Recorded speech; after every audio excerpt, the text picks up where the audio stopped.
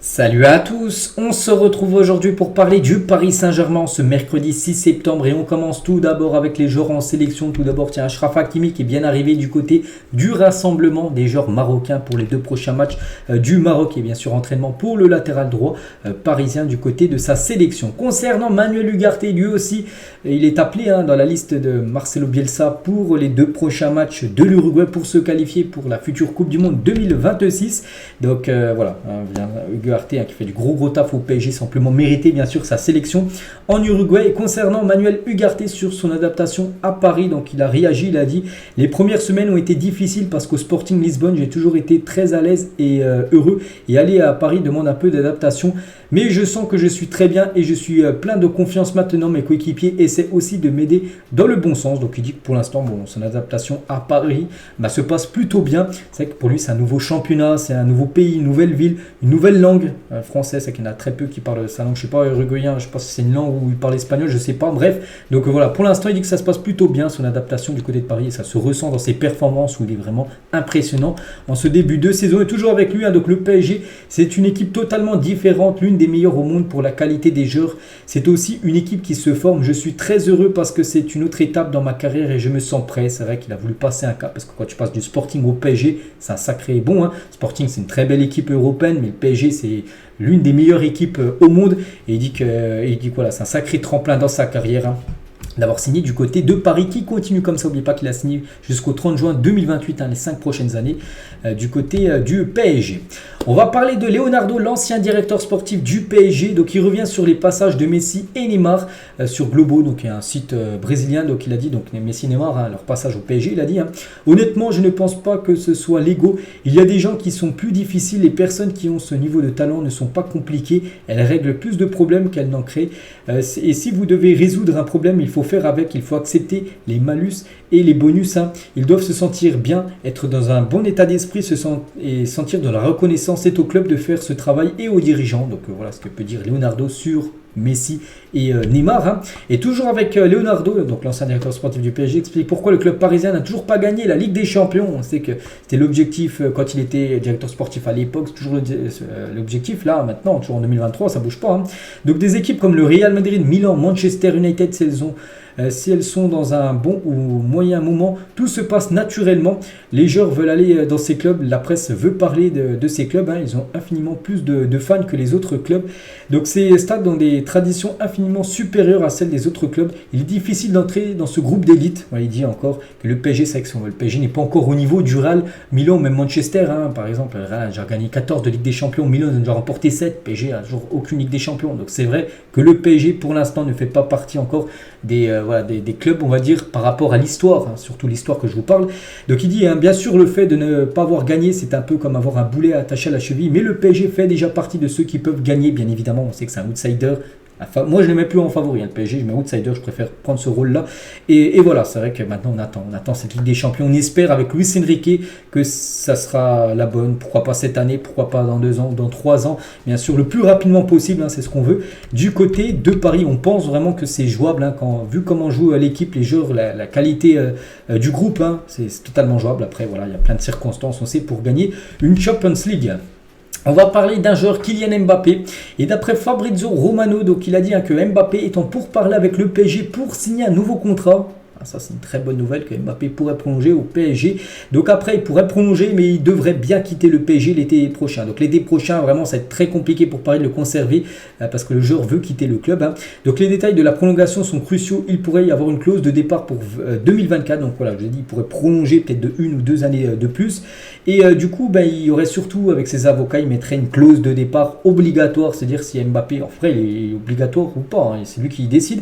C'est-à-dire l'été prochain c'est lui qui décidera. Mbappé, soit il quitte le PSG, soit il reste. Ça sera lui vraiment de décider, mais que ça sera un truc sûr et inscrit. Le PSG n'aura pas son mot à dire, mais le PSG, bien sûr, s'ils arrivent à le prolonger, ils pourront bien évidemment le vendre et récupérer de l'argent. Donc voilà ce qui se dit. Et moi je pense vraiment qu'il va, pour moi personnellement, je pense qu'il y a moyen qu'il prolonge d'1 année et qu'il quitte. Pour moi il quittera le PSG, mais qu'il prolonge jusqu'en 2025. Comme ça il restera encore 1 an de contrat, et comme ça le PSG pourrait le vendre, je ne sais pas, 150, 170 millions d'euros à l'équipe, peut-être du Real Madrid, parce qu'on sait que cette équipe est très intéressé par le joueur français. Donc le Real Madrid sera bien dans la course de la signature de Mbappé en 2024. Cela ne veut pas dire que le français ira forcément au Real Madrid l'année prochaine. Donc il y a le Real, j'ai toujours entendu aussi l'équipe de Liverpool qui est intéressée par Kylian Mbappé, on verra. Mais voilà, ça devrait être certainement peut-être la dernière année de Mbappé du côté du PSG. Donc on va en profiter bien sûr au maximum, et si le PSG peut en récupérer quasiment 200 millions d'euros en le vendant, voilà, ça a été bien sûr une grande réussite, Kylian.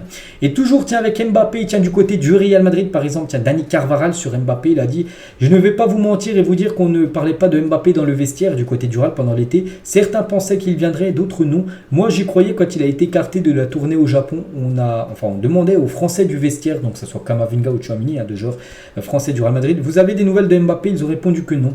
Donc voilà, Carvajal et quelques joueurs du Real pensaient vraiment qu'il allait venir. Moi je vous cache pas, moi aussi je pensais vraiment qu'il allait venir.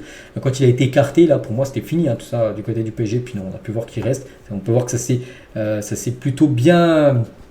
Enfin, le PSG l'a réintroduit parce que Mbappé, n'oubliez pas, a refusé ses primes. Il y a des primes à plus de 100 millions d'euros. C'est pour ça qu'il a pu faire son retour avec l'équipe première. Sinon, peut-être il aurait été sur le banc. Parce que voilà, c'était ça la menace, c'est qu'il soit sur le banc toute la saison. Bref, voilà ce qu'elle va dire sur Kylian. On va parler de deux jeunes joueurs. Donc, c'est Naguera et Bodiang. Donc, les deux ont résilié leur contrat avec le PSG. Pourtant, on peut voir qu'ils avaient encore soit 1 an, soit 2 ans de contrat jusqu'en 2025 pour Naguera. Et ils ont résilié leur contrat. Tiens, là, c'était, je crois, hier exactement, l'annonce officielle. Donc ils peuvent s'engager où ils veulent, ces deux jeunes joueurs qu'on n'a jamais vu avec l'équipe première, avec les U19. Mike Maignan sur un éventuel retour au PSG. Je suis parisien, mais aujourd'hui je suis sous contrat avec l'AC Milan et pour le futur on ne peut pas savoir. C'est vrai qu'il a été formé par le PSG. Donc actuellement maintenant il joue dans une autre équipe, l'AC Milan, qui affrontera le PSG en Ligue des Champions, et il dit qu'il ne sait pas. Voilà. Pourquoi pas dans le futur, bien sûr, revenir un jour jouer au PSG, c'est totalement jouable pour Mike Maignan, on verra. Thierry Henry et Bradley Barcola ont passé du temps ensemble lors de la séance d'entraînement des Bleuets. Donc le sélectionneur des espoirs s'est mis en scène afin d'apporter des conseils au jeune attaquant parisien et lui expliquer comment tenir à distance son défenseur et se retourner face au but. Donc c'est bien que Bradley Barcola, nouveau joueur du PSG, et que Thierry Henry, son entraîneur des espoirs, lui donne des conseils, parce qu'on sait qu'Henry c'est l'un des meilleurs numéro 9 de l'histoire du football, et s'il donne des conseils à Bradley Barcola, ça pourra être utile bien sûr pour le joueur quand il évoluera du côté du PSG. Et toujours avec Barcola, donc il a mis un long message sur ses réseaux sociaux, Barcola, par rapport à tout ce qu'il a vécu là ces derniers jours, son transfert, les insultes qu'il a reçues de la part des anciens supporters de l'équipe de Lyon.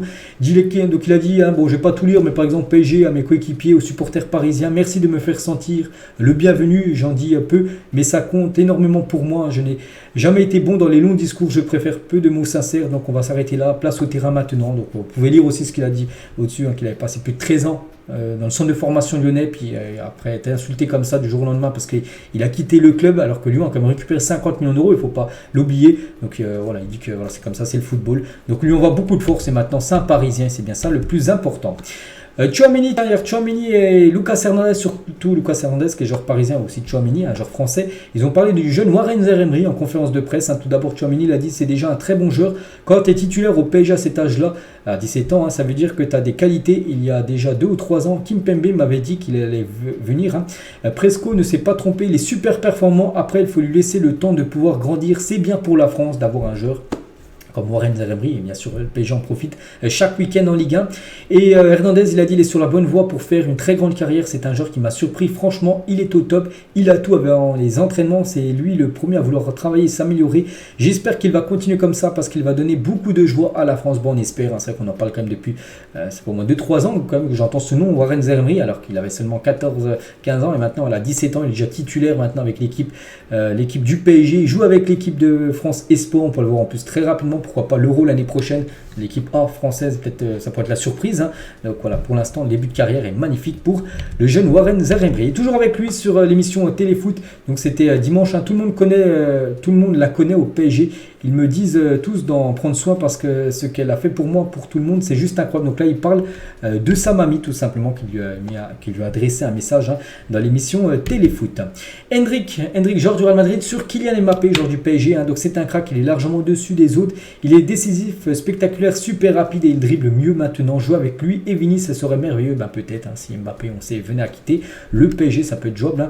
Voilà, pour ces deux-là, de jouer ensemble au Real Madrid, on verra. De toute façon, si le PSG récupère de l'argent, l'argent. Bien sûr, ça sera tout bénéfique en vendant Mbappé. Bref, Christophe Galtier, l'ancien coach, il y a des nouvelles de Galtier qui se rapproche du Qatar. Donc l'ex-entraîneur du PSG pourrait remplacer Hernan Crespo à l'Al Douaï, 3e actuellement du championnat qatari. Donc voilà des nouvelles de Christophe Galtier, l'ancien entraîneur. Le Celta Vigo est en colère envers Luis Campos, parce qu'oubliez pas que Luis Campos c'est le directeur sportif du PSG et aussi du Celta Vigo. Ça n'a jamais été un secret. En gros, il gérait les deux clubs. Bon, plus le PSG, parce que c'est quand même plus grand le PSG que le Celta Vigo. Mais voilà, le Celta Vigo, en gros, c'est pas trop content de lui parce que le club est agacé par sa gestion de la fin de mercato. Il avait promis 2 signatures supplémentaires, puis en gros, il n'y a pas eu ces 2 signatures supplémentaires. Donc voilà, concernant Luis Campos avec l'autre club qui gère l'équipe du Celta Vigo en Espagne. Et on finit les gars cet épisode aujourd'hui avec les 3 joueurs qui ont le plus impressionné Néné quand il était au PSG. Néné, très grand joueur à l'époque. Donc il a dit, donc Verratti, Ibrahimovic et Thiago Silva, 3 légendes pour moi bien sûr du côté du PSG. Ces 3 là, donc voilà ce qu'il va dire aujourd'hui. J'espère que ça vous a plu. On se retrouve demain jeudi bien sûr pour le prochain numéro. Je vous souhaite un bon mercredi et à demain.